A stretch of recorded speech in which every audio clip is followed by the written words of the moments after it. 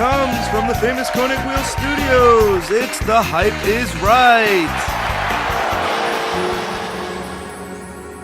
What's going on, everybody? My name is Colin from Eurotuning. I'm the web team manager over here. I handle all the website stuff, everything that you guys want to click and add to your cart and buy it. Jules here, better known as Lambo Jules. Took space in the exotic car rental market, and that's kind of how it all happened.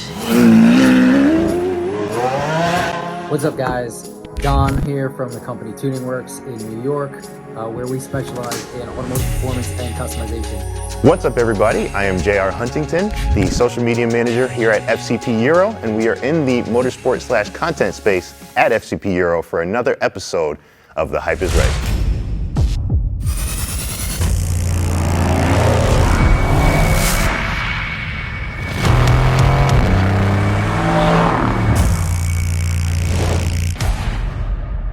So the C63 AMG, in my opinion, is underhyped. Definitely overhyped. The sedan and coupe, totally overrated, overhyped. Maybe a little too hyped. It's just a little too compact for that. I'd rather just spend a little bit more money and get a little more car. This is an interesting one that they asked about because they didn't specify any body types or anything like that. And as far as I know, there's three. You've got sedan, coupe, and wagon. And right off rip, the sedan and coupe, totally overrated. So I prefer the coupe, the four-door, and I love four-door sedans that are sporty and peppy. Like, that's my thing. If it's not a wagon, an A for me, Chief, like, I don't know how you could go wrong choosing a C63 AMG wagon over anything else in your life if you could afford it. Take it on a track or try and take it around some corners. Just didn't hold up to where the M3 and the RS4 did. So we're going to focus on the two main generations of the C63 AMG, which are the W204, which had the big, screaming, naturally aspirated 6.2 liter V8, and then you have the W205, which shares the engine with the AMG GTs behind me, which is the M177, and it's 4-liter twin-turbo V8. The engine itself is amazing. It's a super sweet twin-turbo V8. It's basically just all raw power. Awesome straight line car, great up top. So both of these big screaming V8 engines are honestly not super maintenance heavy. You honestly will not be touching this engine for the most part. So you get to enjoy the great interior, the great ride quality, the amazing soundtrack, and just the fact that you look like a boss driving this freaking car.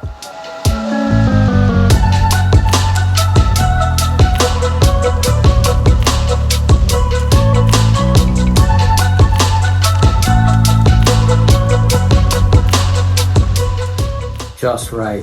I don't know, I think it's just right. Sort of right in between overhyped and just right. It's just right. It hauls ass. In the snow especially, with the right set of tires, you're not getting stuck anywhere. So on one hand, it has a lot of great engine options and tons of aftermarket support.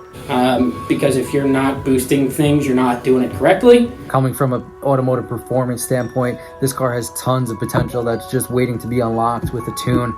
I really like how Audi's done their interior. It's really friendly. Diamond stitching, nice steering wheels, all that kind of stuff again. But the car itself is just a big boat. They go fast in a straight line. If you want to do anything super dynamic, this might not be the car for you. But if you want to look good, be comfy, and have a ton of power under your right foot, ready to unleash at any moment, the Audi S6 is your car.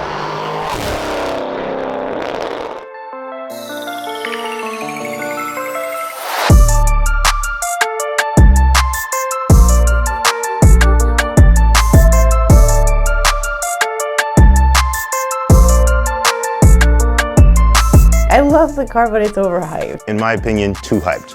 Overhyped. I'm gonna say it's overhyped. It's super long, it's super heavy. I mean, I think it goes against the whole Porsche, the heritage of racing. And I think they were backing on, it was still labeled as a Porsche. And that's really what got to a lot of people. Not a good looking car. There's no innovation with the car. All the motors are borrowed from Volkswagen Audi. And they're fun motors, but like the Porsche didn't think to do anything cooler with these cars.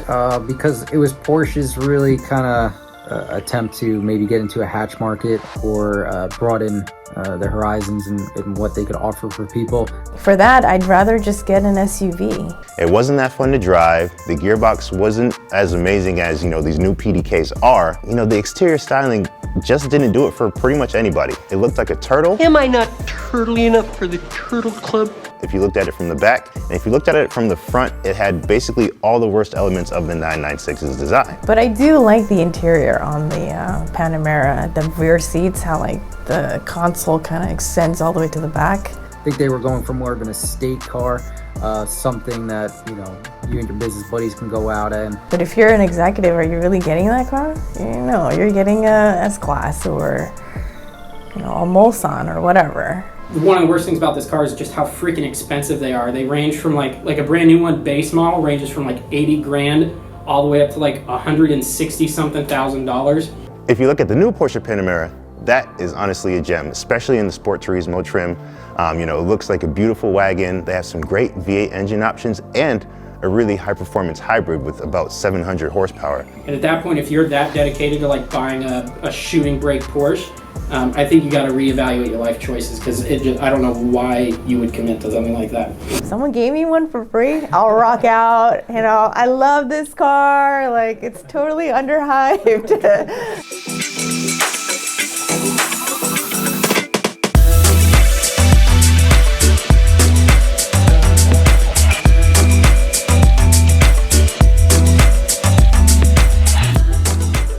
As for the Jag, I'd say it's probably just right.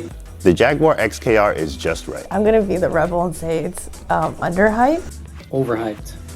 I wish I knew more so I could decide whether or not I wanted to shit on this vehicle or not.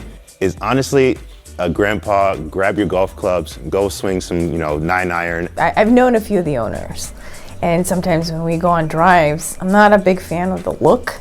It's not my cup of tea, but I've seen them push it, and I was quite impressed. Everybody thinks James Bond, high performance, awesome. No. And I think they were trying to go for that. Because, you know, when I think of that car, my mind automatically goes to the Aston Martins. Jaguar XKR, for those who don't know, is sort of like Jaguar's version of a Mustang if they threw a supercharger on it. This car looked absolutely awful. It looks good, honestly, in my opinion. And it sounds great. Jaguars, you know, almost always sound great, whether they're, you know, 6 cylinders, V8s, no matter what. And, you know, again, I don't know if there's any hype for this car at all, unless you're like a 55-year-old woman who wants to spice up her life and is upgrading from like a Miata. But other than that, there's not much to it. The engine itself is not the most reliable. Probably not the best investment. But you know what? You'll look pretty good driving it, and I guess if that's enough for you, then you'll be happy.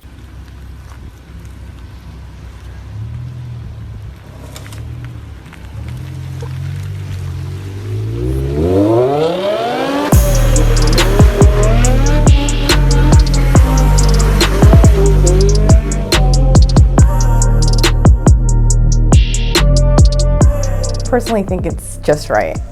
I think this car is just right. I'm going to say these cars are just right. My opinion is just right. If you don't like having extra funds in your bank account, go ahead and buy an M5. If I had money to burn, I'd buy it just to play around in it. Absolute beast of a car. You got that nice V10 motor in there. That can take the car to 205 miles an hour delimited. Very well balanced in the BMW platform. It's a fast family car, and that's cool. But if I want to get on a little bit, I have that option. Plus, the fact that you can get a 6-speed manual transmission from the factory. That obviously generates a ton of hype. But on the other end, the car is a bit of a maintenance nightmare. Because those rod bearings and Vanos pumps are not cheap in those V10s. On top of that, you have the throttle body actuator, you have the Vanos problems that this car has. There's a list, and it kind of keeps growing once you get into it. It takes a lot of money and a lot of passion to want to upkeep that, but you know, thank God that they do. Yeah. You know, because they're continuing that line of heritage and passion. It's really amazing to see. Yeah. It's kind of cool to see too, you know. Now that, you know, I'm exposed to so many new cars, I actually miss, you know, the older cars. But that's part of the reason it's super sweet, because it comes with a V10, you can get them with a manual. I think Doug DeMuro said it best when he was describing that car. It's the best car that you never want to own.